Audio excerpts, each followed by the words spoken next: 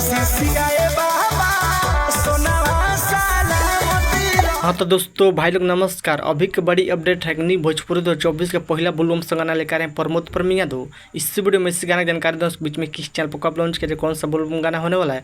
जो भाई लोग देख चैनल सब्सक्राइब नहीं किया तो प्लीज चैनल सब्सक्राइब कर लीजिए। सबसे पहले ऐसे भोजपुरी लेटेस्ट अपडेट जानकारी जाने के लिए शुरू से अंत तक इस वीडियो में बनाने के बीच में चैनल पर जानकारी मिल जाए करेगा।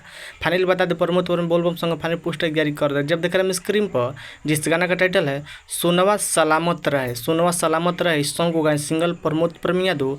न्यू भोजपुरी 2024 का पहला बुलबम सॉन्ग बहुत बेहतरीन कमाल गाना होने वाला है, सोनवा सलामत रहे।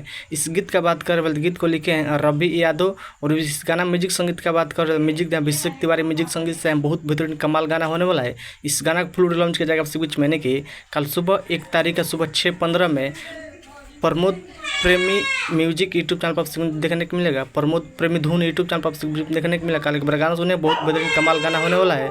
जितने तारीख हमने इस वीडियो में देखने को मिलेगा सोनवा सलामत रहे प्रमोद प्रेमी यादव एक न्यू मॉडल वीडियो सॉन्ग देखने को मिलेगा। बहुत बेहतरीन कमाल गाना एक बार गाना सुनिएगा। कल आपसे बीच में सुबह 6:15 में लॉन्च किया जाएगा प्रेमी धुन यूट्यूब चैनल पर।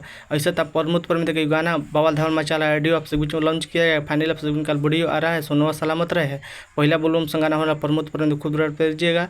आप लोग बताइए प्रमोद प्रेमी यादव का वीडियो अपडेट न्यूज का साल अपडेट न्यूज पसंद हो प्लीज वीडियो को लाइक कीजिए, चैनल सब्सक्राइब कीजिए, दोस्तों भी शेयर कीजिए। बस वीडियो में इतना मिलता है। जय हिंद जय भोजपुर सुना, धन्यवाद। दबा वीडियो को शेयर कीजिए। कल के बाद गाना सुने सोनवा सलामत रहे, धन्यवाद। वीडियो को शेयर कीजिए।